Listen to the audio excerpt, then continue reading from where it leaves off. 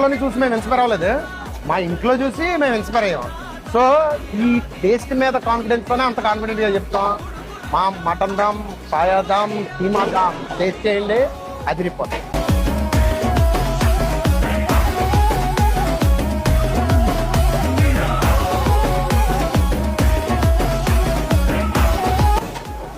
ఏం దమ్ ఇది?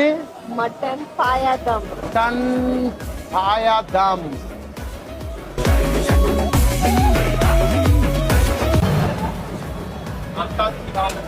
ఎందుకు ఎంత కాన్ఫిడెంట్ గా చెప్తున్నానంటే ఇది మా ఇంట్లో టేస్ట్ కాబట్టి.